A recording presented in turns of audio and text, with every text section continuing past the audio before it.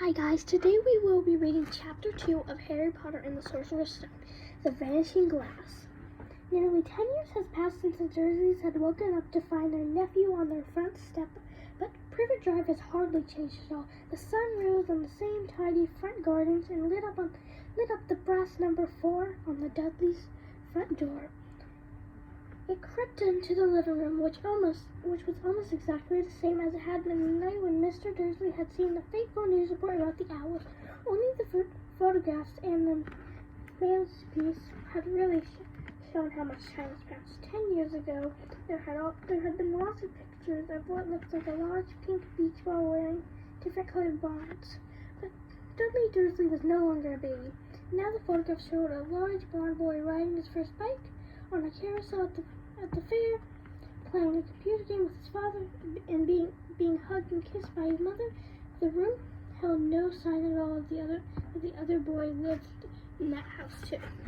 Yes, Harry Potter was still there, asleep at the moment, but not for long.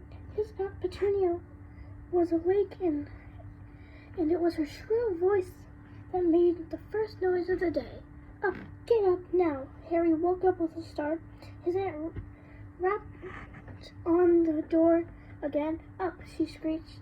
Harry was hearing her walking towards the kitchen, and then the sound of the frying pan being put on the stove. He rolled onto his back, trying to remember the dream he had been having. It had been a good one. There had been a flying motorcycle in it. He had a funny feeling he had had the same dream before. His aunt was back outside the door. Are you up? Are you up yet? She demanded. Nearly, said Harry. Well, get a move on. I want you to look after the bacon, and don't you dare let it burn. I want everything to be perfect on Dudley's birthday. Harry groaned. What did you say? His aunt snapped at the door. Nothing. Dudley's birthday. How could he have forgotten? Harry got out of bed and started looking for socks. He found a pair under his bed, and after pulling a spider off of one of them, put them on. Harry was used to spiders because the cupboard he slept under the stairs was full of them, and that was where he slept. When he was dressed, he went down the hall into the kitchen. The table was almost hidden beneath all of Dudley's presents. It looked as though Dudley had gotten a new computer he wanted, not to mention the second television and a racing bike. Exactly why Dudley wanted a racing bike was a mystery to Harry, as Dudley was very fat and hated exercise, unless of course it involved punching somebody. Dudley's favorite punching bag was Harry, but he often couldn't catch him. Harry didn't look at it, but he was very fast. Perhaps it had something to do with living in the dark cupboard, but Harry has always been small and skinny for his age. He looked even smaller and skinnier than he really was, because he had to wear old clothes of Dudley's, and Dudley was about 4 times bigger than he was. Harry had a thin face, knobbly knees, black hair, and bright green eyes. He wore round glasses held together with a lot of Scotch tape, because all the times Dudley had punched him on the nose. The only thing Harry liked about his own appearance was a very thin scar on his forehead that was shaped like a bolt of lightning. He had it as long as he could remember. And the first question he could even remember asking his Aunt Petunia was how he got it. In a car crash when your parents died, she had said, and don't ask again. Don't ask again. That was the first rule for a quiet life with the Dursleys. Uncle Vernon entered the kitchen as Harry was turning on the bacon. Comb your hair, he barked. By way of a morning greeting. About once a week, Uncle Vernon looked over the top of his newspaper and shouted that Harry needed a haircut.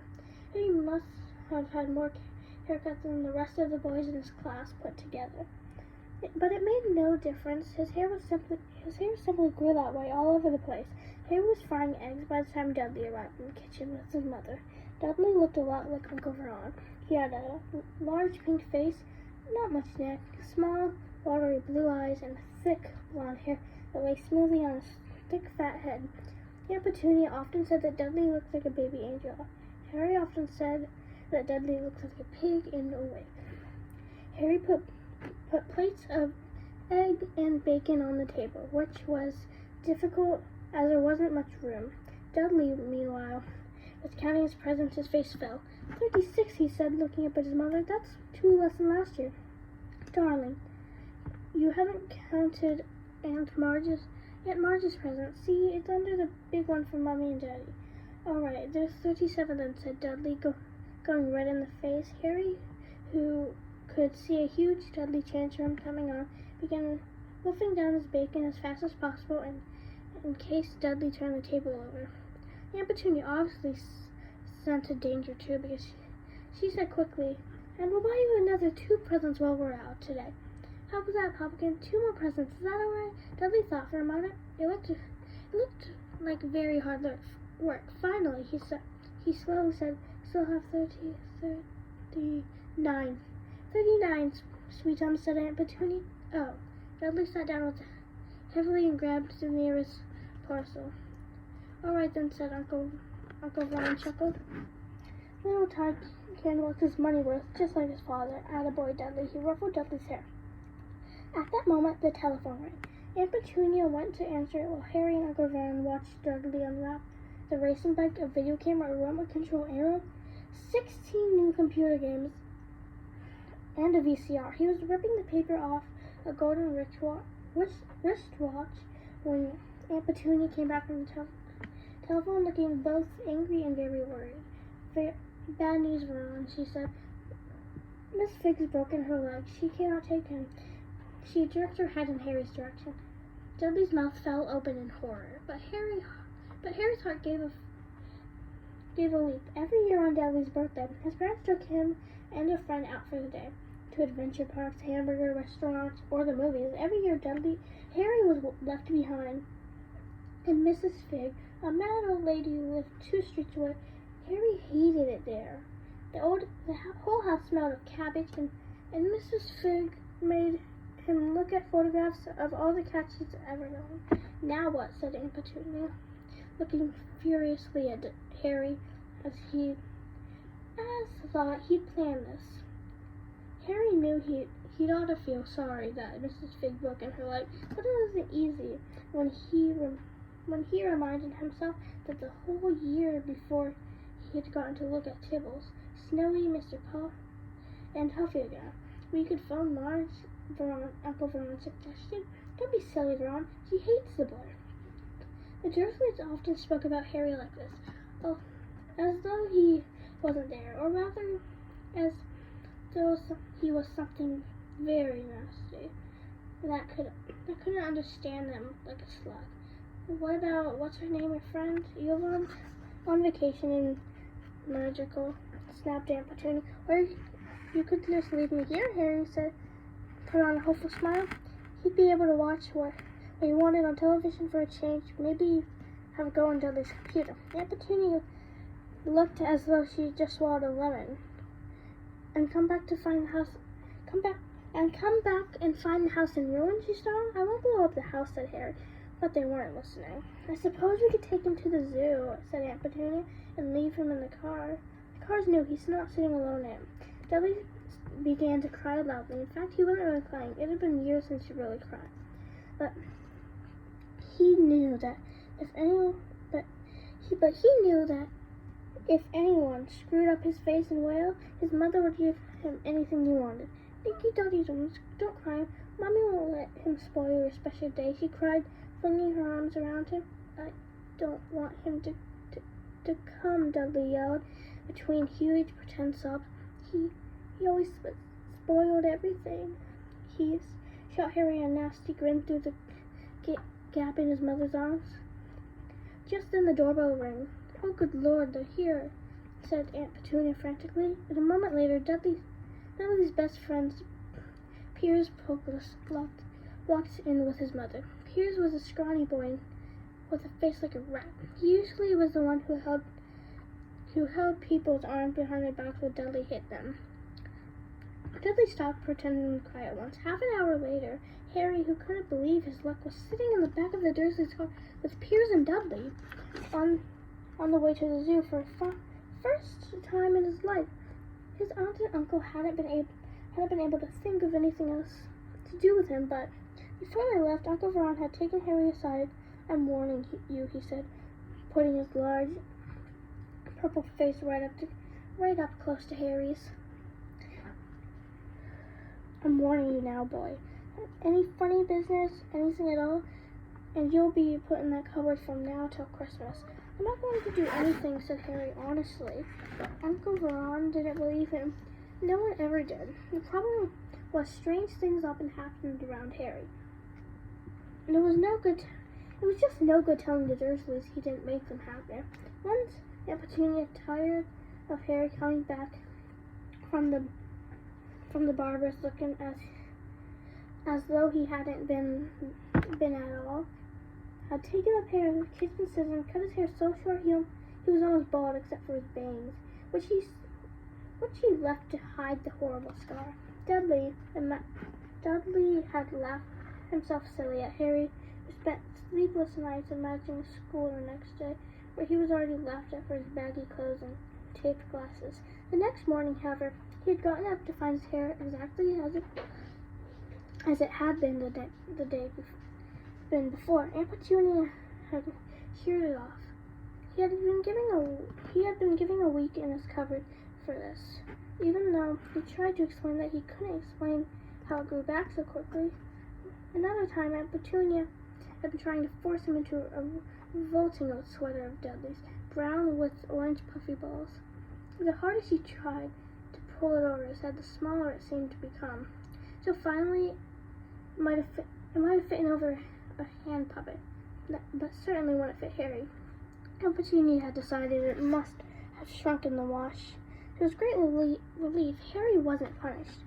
On the other hand, he had got into a terrible trouble for being found on the roof of the school's kitchen. Dudley's gang had been chasing him as usual, when, as much as Harry's surprised as anyone else's, he was sitting on the chimney. The Dursleys had received an angry letter from Harry's mistress, telling them Harry had been climbing school buildings, but all he tried to do, as he shouted at Uncle Ron through the locked door of his cupboard, was jump behind the big trash cans outside the kitchen doors. Harry supposed the wind might have caught him in mid-jump, but today nothing was going to go wrong. It was even worth being with Dudley and the Piers to be spending the day somewhere that wasn't school, his cupboard, or Miss Fig's cabbage-smelling living room. As he drove, Uncle Ron complained to Aunt Petunia. He liked to complain about things. People at work, Harry, the council, Harry, the bank, and Harry were just a few of his favorite subjects. This morning it was motorcycles roaring along like maniacs. "The young hoodlums," he said, as motorcycles overtook them. I had a dream about a motorcycle," Harry said, remembering. "It was flying." Uncle Ron near crashed into the car in front of him. He turned right around in the seat, yelled at Harry in his face like a gigantic beet with a mushroom. "Motorcycles don't fly." Dudley and Piers snickered. "I know they don't," said Harry, "but it was only a dream." He had wished he hadn't said anything. If there was one thing the Dursleys hated more than his asking questions, was his talking about anything acting the way it shouldn't. No matter if it was in a dream or even a cartoon, they seemed to think he might get dangerous ideas. It was a very sunny Saturday at the zoo, and the zoo was crowded with families. The Dursleys brought Dudley and Piers large chocolate cones, ice cream cones, at the entrance then, because the smiling lady in the van had asked Harry what he wanted before they could hurry him away. They bought him a cheap lemon ice pop. It wasn't bad either. Harry thought looking at it as they watched Girls scratching his head, who looked remarkably like Dudley, except it wasn't that blonde. Harry had the best morning he'd had in a long time. He was careful to walk a little way apart from the Dursleys so that Dudley and Piers who were starting to get bored with the animals by lunchtime, wouldn't fall back on their favorite hobby of hitting him. They ate in the zoo's restaurant when Dudley had a tantrum because his Tinkerbox Glory didn't have enough ice cream on top. Uncle Ron bought him another one, and Harry was allowed to finish the first. Harry felt afterward that he should have known it was all too good to last. After lunch, they went to the reptile house.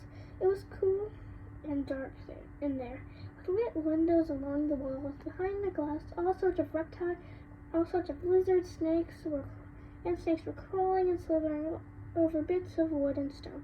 Dudley and Pierce wanted to see the huge, poisonous cobra, thick man-crushing pythons. Dudley quickly found the largest snake in the place. It could have his body wrapped around twice around Uncle Veron's car, and crushed it into a trash can. But at the moment, it didn't look too much in the mood. In fact, it was asleep. It was fast asleep. Dudley stood there with his nose pressed against the glass, staring at the glistening brown coils. Make it move, he wanted at his father Veron.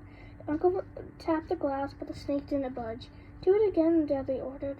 Uncle Veron rapped the glass smartly with his knuckles, but the snake just snoozed off. This is boring, Dudley moaned. He shuffled away. Harry moved in front of the tank, looking intently at the snake. He wouldn't have been surprised if it had died of boredom.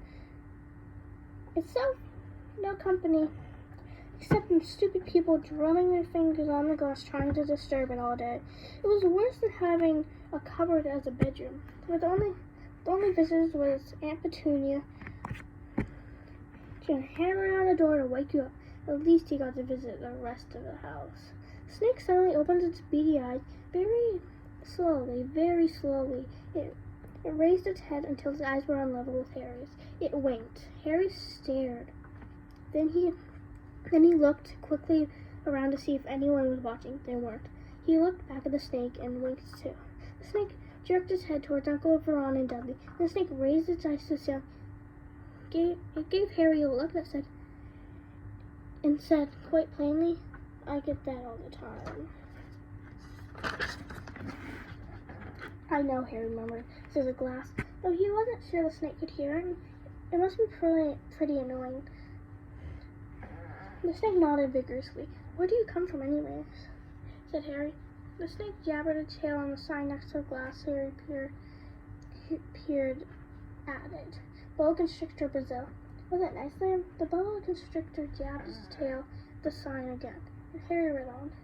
The specimen was bred in the zoo." "Oh, I see. So you've never been to Brazil?"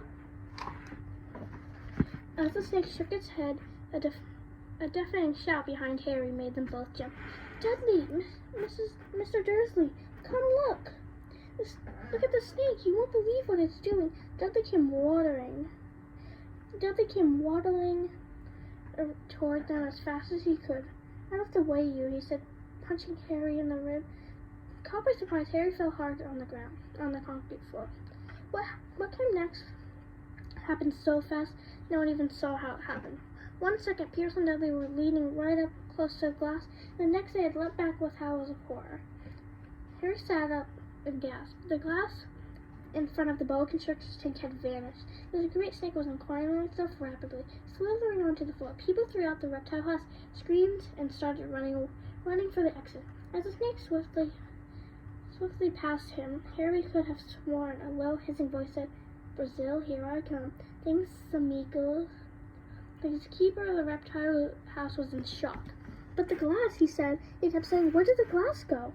The zoo director himself made Aunt Petunia a cup of strong sweet tea while he apologized over and over again. Pierce and Dudley could only gibber. As far as Harry had seen, the snake hadn't done anything except snap playfully at their heels as it passed. But by the time they were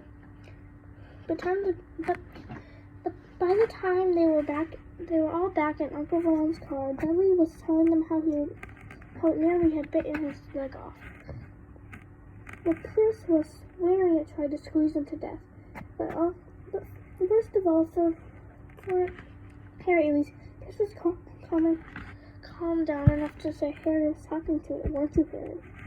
Uncle Ron waited until Pierce was safely out of the house before staring at Harry.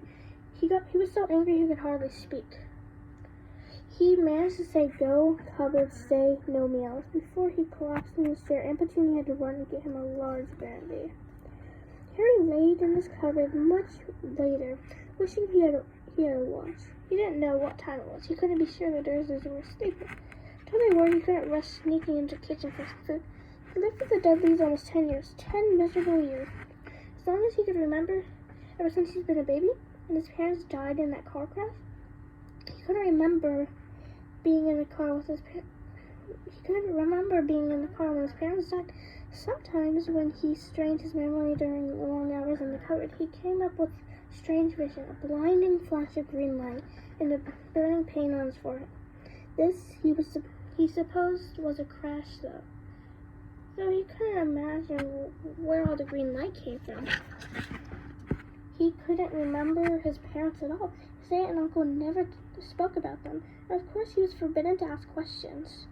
There were no photographs of them in the house. When Harry had been younger, Harry had dreamed and dreamed of some unknown relation coming to take him away.